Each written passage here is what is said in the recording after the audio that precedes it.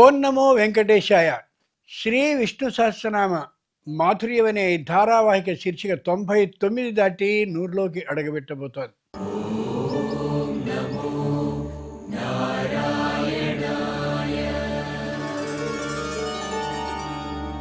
ఎక్కడైనా 100 అని అనగానే ఎంతో గొప్ప సంఖ్య మనం భావిస్తూ ఉంటాం. శత సంవత్సరం దీర్ఘమాయు, 100 సంవత్సరాలు జీవించాడండి ఆయన అంటే గొప్ప జీవితం కింద లెక్క వేస్తూ ఉంటాం. ఎవరైనా సరే పుట్టినట్లయితే శతమానం భవతి, 100 సంవత్సరాలు నువ్వు జీవించాలి అని మనం ఆశీర్వదిస్తూ ఉంటాం.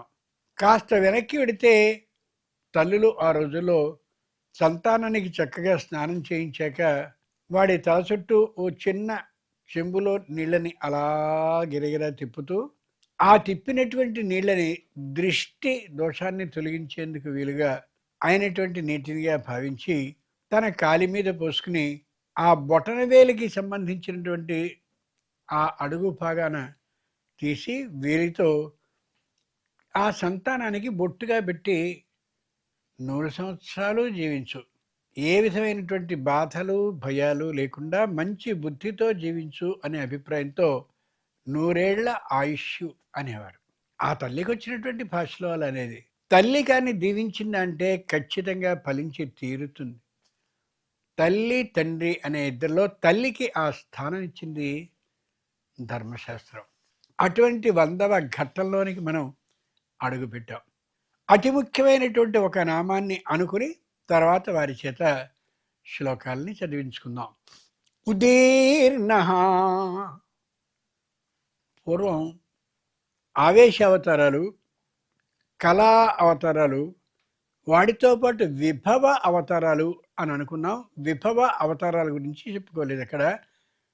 ఇప్పుడు ఆ సమయం మనకి లభించింది కాబట్టి చెప్పుకుందాం. విభవ అవతారాలు రెండే రెండు. విభవ అవతారాలు అంటే పూర్తిగా ఉండేటువంటి అవతారాలు, అన్ని కాలాల్లోనూ శాశ్వతంగా ఉండే అవతారాలు అని అర్థం.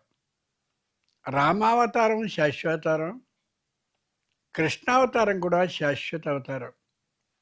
రామ కృష్ణ ఇద్దరు మనకి ఈ విభవ అవతారాల కిందకి వస్తారు.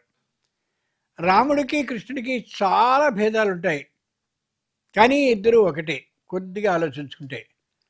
అంచేతనే ఉపనిషత్తు కలి సంతారణ ఉపనిషత్తు, కలి యుగాన్ని కష్టం లేకుండా దాటగలిగిన విధానాన్ని చెప్పే ఉపనిషత్తు హరే రామ రామ రామ హరే హరే, హరే కృష్ణ కృష్ణ కృష్ణ హరే హరే అని చెప్పింది.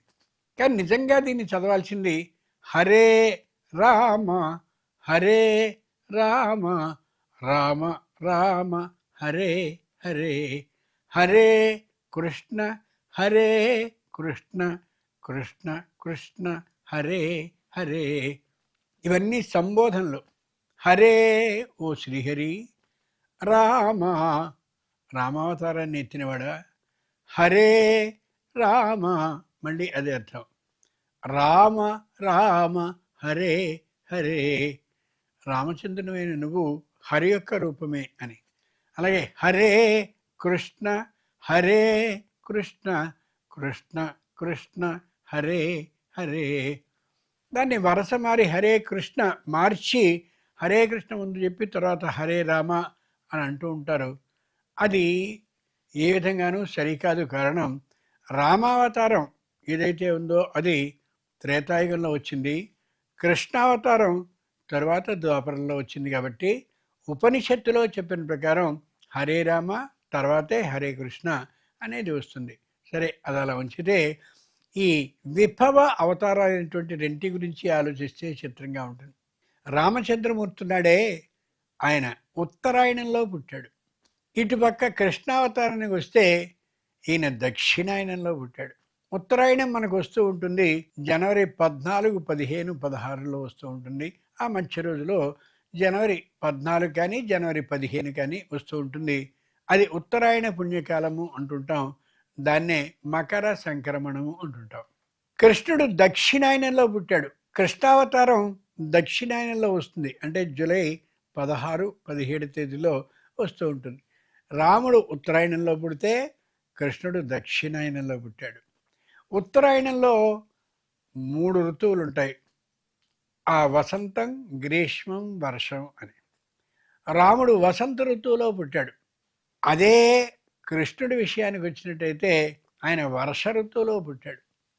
వర్ష ఋతువులో పుట్టాడు ఆయన.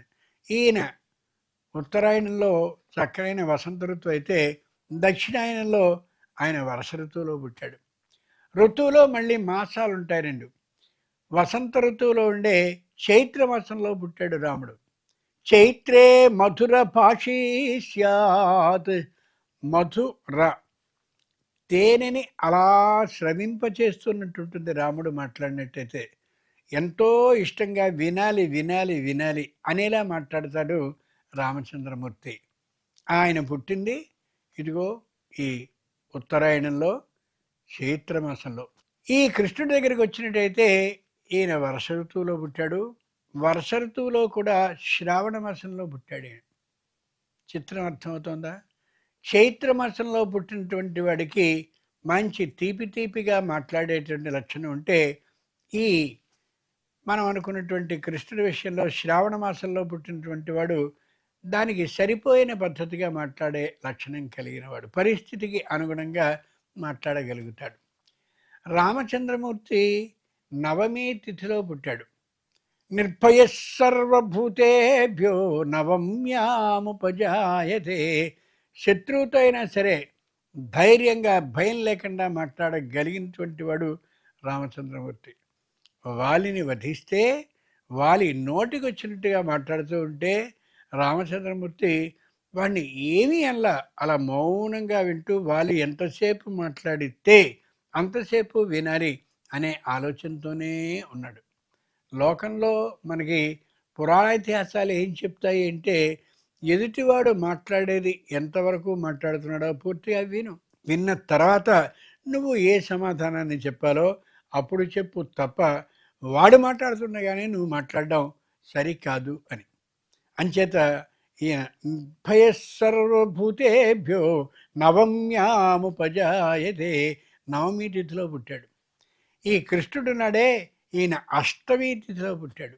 అష్టమి తిథిలో పుట్టినటువంటి వాడికి ఆలోచన చాలా ఎక్కువగా ఉంటుంది అని చెప్తారు. మంచి తెలివితేటలు కలిగినటువంటి వాడు. అంతేకాదు అష్టమి నాడు కష్టం వచ్చినప్పుడు కష్టాన్ని ఎదుర్కోగలిగిన శక్తి కూడా బాగా ఉంటుంది అని చెప్తారు. అంచేత అష్టమి తిథిలో ఆయన పుట్టాడు. ఏ విధమైనటువంటి సమస్య అయినా సరే ఎదుర్కోవడానికి సిద్ధంగా ఉంటాడు కృష్ణుడు. ఇక రామునికి కృష్ణునికి ప్రధానమైన భేదం ఏమిటంటే, రాముణ్ణి నువ్వెవరు అని కానీ అడిగినట్టయితే ఆత్మానం మానుషం మన్యే రామం దశరథాత్మజం. నా పేరు రాముడు, మా నాన్న పేరు దశరథుడు, నేను దశరథుడి కొడుకుని, మానవుణ్ణి అని మాత్రమే చెప్తాడు తప్పడు ఎక్కడా తాను నారాయణుడే, నారాయణ స్వరూపమే అయినా కూడా నేను శ్రీ మహావిష్ణువుని అని ఎక్కడా అనడు.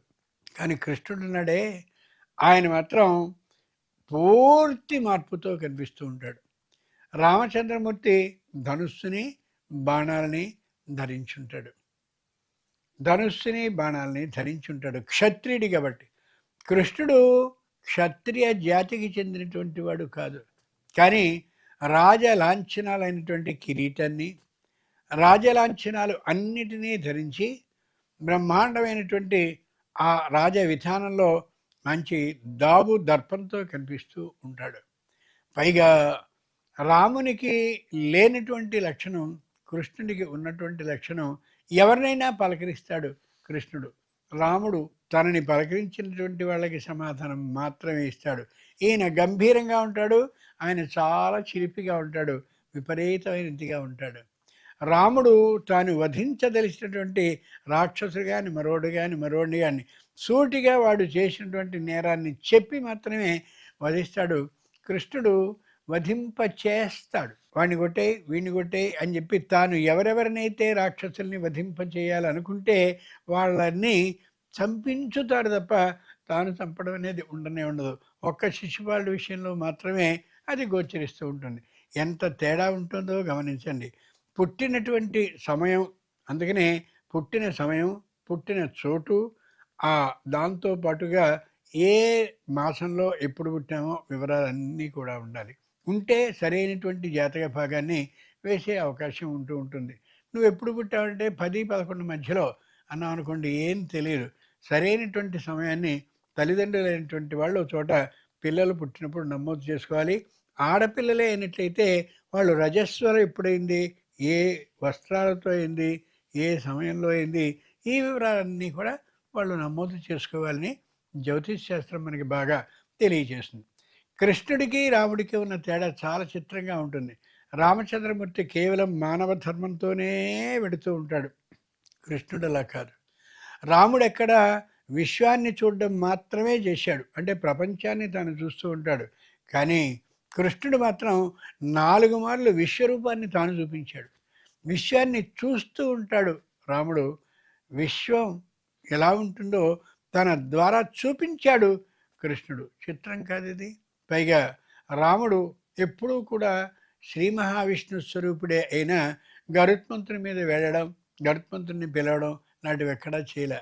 ఒకే ఒక్క సందర్భంలో రావణాసురుడు నాగపాశాలని ప్రయోగించినట్టయితే దానికి వెంటనే మూర్ఛ పడిపోతే, ఆ మూర్ఛ పడిపోయిన సందర్భంలో రాముడు పిలవకపోయినా గరుత్మంతుడు వచ్చి ఆ నాగపాశాలన్నింటినీ ఛేదించాడు. అదొక్కటి మాత్రమే శ్రీమద్ రామాయణంలో రాముని యొక్క చరిత్రలో ఈయన భగవంతుడు అని నిరూపించేదిగా కనిపిస్తుంది తప్ప మరి ఎక్కడా కనిపించదు. అలా కాదు కృష్ణుడు. ఒక్కసారి ఆ గరుత్మంతుని పిలుస్తూ ఉంటాడు, గరుత్మంతుని మీద వేరిస్తూ ఉంటాడు. అంతేకాదు మొత్తం దేవలోకంలో ఉండేటటువంటి అన్ని సౌకర్యాలని అనుభవిస్తూ కనిపిస్తూ ఉంటాడు. రామునికి కృష్ణునికి ఇంత భేదం కనిపిస్తూ ఉంటుంది. ఈ 2 అవతారాలు కూడా లీలావతారాలు కాదు, ఈ 2 విభవ అవతారాలు. అంచేతనే రాముణ్ణి కృష్ణుణ్ణి నిరంతరం పూజిస్తూ ఉంటాం. వాళ్ళు సకల లోకాలలోనూ కూడా దేవాలయాల్లో కనిపిస్తారు, రూపాల్లో కనిపిస్తూ ఉంటారు. అర్చన మొదలైనటువంటివి వాటికి ఉంటూ ఉంటుంది. ఇంతటి భేదం మనకి కనిపిస్తుంది.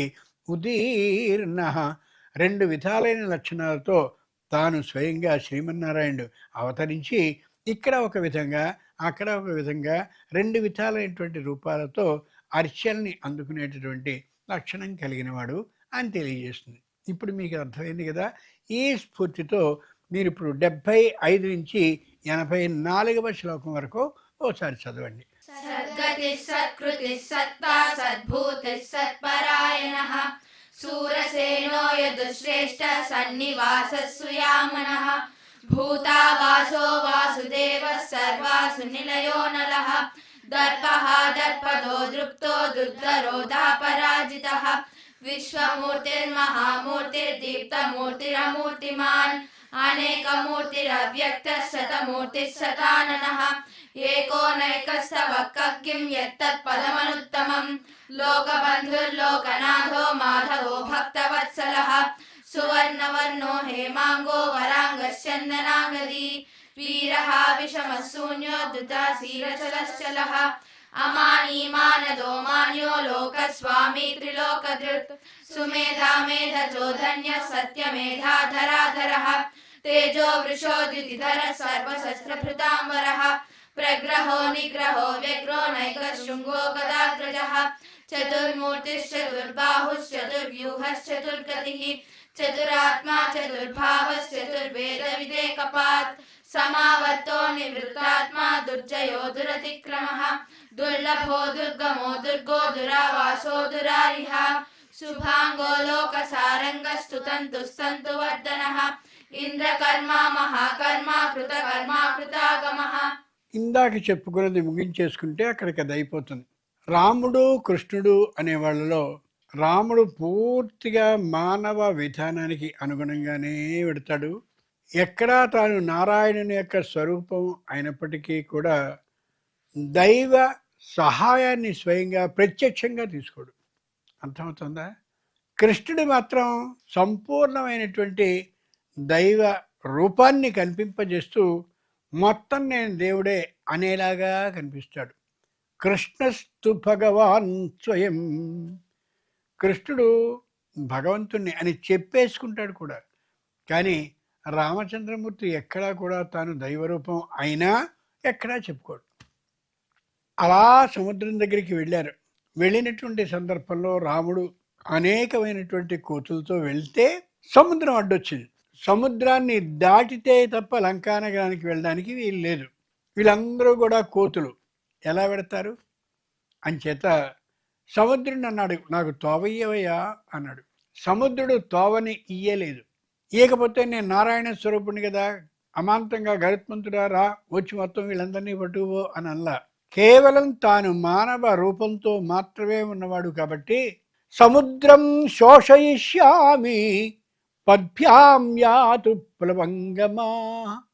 ఓ సముద్రుడా, నేను ఇక్కడ ఉపవాసం చేసి, దాన్ని ప్రాయోపవాస దీక్ష అంటారు, చేసి ఇక్కడే సముద్రం ఒడ్డునే కూర్చుని నాకు తోవనీయమని ప్రార్థించినప్పటికీ కూడా నువ్వు ఏమాత్రమూ జాలి లేక నాకు ఆ అవకాశాన్ని ఇవ్వలేదు కాబట్టి ఒకే ఒకసారి బాణాన్ని వేసి నిన్ను సముద్రం శోషయిష్యామి, సముద్రాన్ని ఇంకింపజేస్తా, మొత్తం నీటి చుక్క లేకుండా.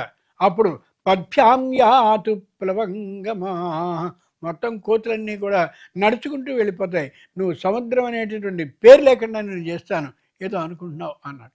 అప్పుడు సముద్రుడు ప్రత్యక్షమై, అది కాదయ్యా కారణం, నేను సముద్రుడిని, కానీ పరమ నీచులైనటువంటి వాళ్ళు నా కింద అలా భూమిలో, అంటే సముద్రం కింద ఉన్న భూమిలో దాగున్నారు కొంతమంది నీచులు. వాళ్ళందరూ పైకి రాకుండా ఉండేందుకని మైనాకుడు అనేటటువంటి వాడిని అక్కడ ఏర్పాటు చేసి పెట్టాను. నేను కానీ ఒక్కసారి అలా యువతలకి జరిగానా వాళ్ళందరూ వచ్చే అవకాశం ఉంటుంది. రామచంద్రుడు అయిన నువ్వు నీ బాణాన్ని ప్రయోగిస్తాను అని అన్నట్లయితే ఖచ్చితంగా నీ బాణం ప్రయోగింపబడాలి. కాబట్టి రామో ద్విర్నాభిభాషతే, ఇందాక అన్నాను కానీ ఇప్పుడు ఉపసంహరించుకుంటున్నాను, విరమించుకుంటున్నాను అనే లక్షణం లేనివాడివి కాబట్టి నీ బాణాన్ని ఆ నీచులు నా క్రింద ఎవరైతే ఉన్నారో లోపల గర్భంలో దాగి ఉన్నారో వాళ్ళని కొట్టేయని చెప్పి వాళ్ళని కొట్టించేశాడు. అంటే రామచంద్రమూర్తి ఆ విధమైనటువంటి బాణాన్ని వేయడం అనేది ఓ అద్భుతమైన కార్యం. ఆ అవకాశాన్ని ఇచ్చింది ఎవరికి అంటే ఆ మైనాకుని కింద ఎవరైతే దుర్మార్గులు ఉన్నారో వాళ్ళని చంపడం కోసం అనే యథార్థం మనకి తెలుస్తూ ఉంటుంది.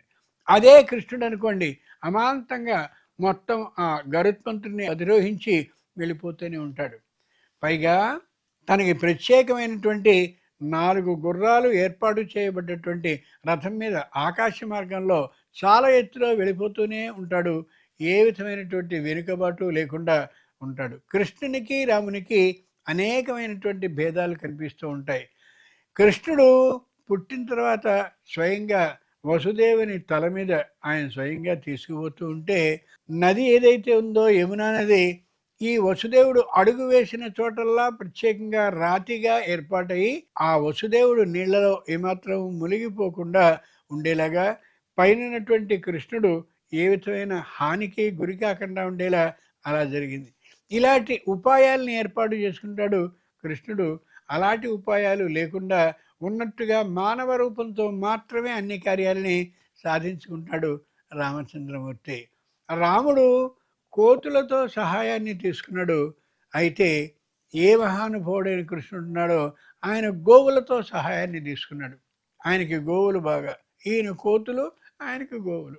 రాముడు కృష్ణుడు అనే ఇద్దరిలో కూడా ఏమాత్రపు భయం లేకుండా అన్నిటినీ సాధించుకోగలిగిన వాడు మానవ శక్తి ద్వారా రాముడైతే, దైవశక్తిని వినియోగించుకుంటూ మాత్రమే తన కార్యక్రమాలను నడుపుకునేటటువంటి వాడు కృష్ణుడు. ఒకే ఒక్క భార్య కలిగినటువంటి వాడు రాముడు. ఒకే ఒక్క భార్య, అనేక భార్యల్ని వివాహం ఆడగలిగినటువంటి ఆ క్షత్రియ విధానం తనకున్నా లేదు. ఒకే ఒక్క భార్య.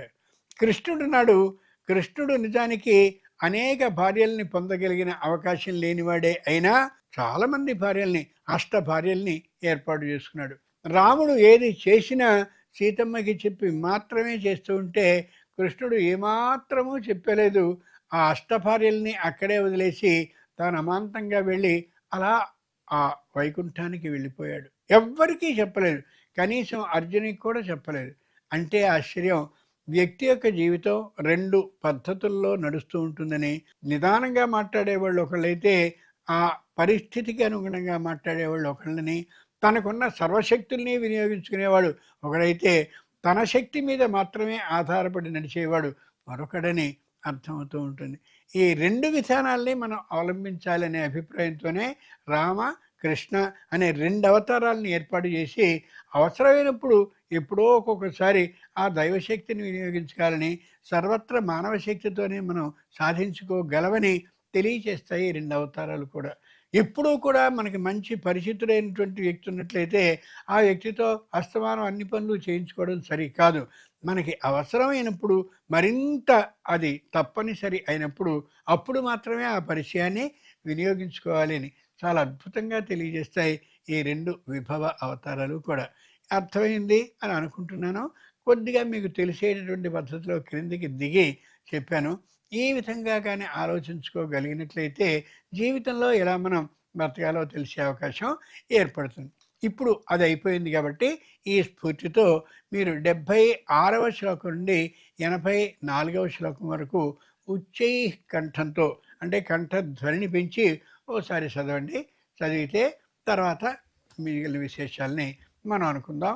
ప్రారంభించండి. సత్కృతి సత్కృతి సత్తా సద్భూతి సత్పరాయణః శూరసేనో యదుశ్రేష్ఠః సన్నివాసస్సు యామునః భూతావాసో వాసుదేవः సర్వాసు నిలయో నలః దర్పః దర్పదో దృప్తో దుర్ధరో దాపరాజితః విశ్వమూర్తిర్మహామూర్తిర్దీప్తమూర్తిరమూర్తిమాన్ అనేకమూర్తిరవ్యక్తः శతమూర్తిः శతాననః एको नैकस्तव किं यत्तत् पदमनुत्तमं लोकबन्धुर्लोकनाथो माधवो भक्तवत्सलः सुवर्णवर्णो हेमांगो वरांगश्चन्दनांगदी वीरः विषमशून्यो धृताशीरचलश्चलः अमानी मानदो मान्यो लोकस्वामी त्रिलोकजित् सुमेधा मेधचोदन्यो सत्यमेधाधराधरः तेजो वृषोज्जितिधरः सर्वशस्त्रभृताम्बरः प्रग्रहो निग्रहो व्यग्रो नैकशृङ्गो गदाग्रजः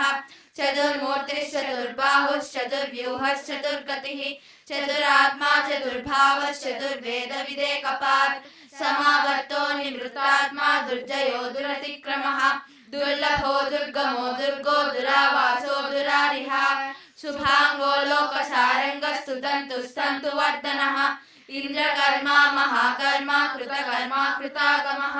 చూశారు కదండి, దేవతల యొక్క రూపాలు ఏముంటాయో ఆ రూపాలని పూజించడము అంటే ఆ దేవతలు అనుసరించిన విధానాన్ని మన జీవితాల్లో మనం అన్వయించుకుంటూ మసలడం అని అర్థంగా చేసుకున్నట్లయితే చాలా చాలా ఆనందం మనకు కలిగే అవకాశం ఉంటుంది.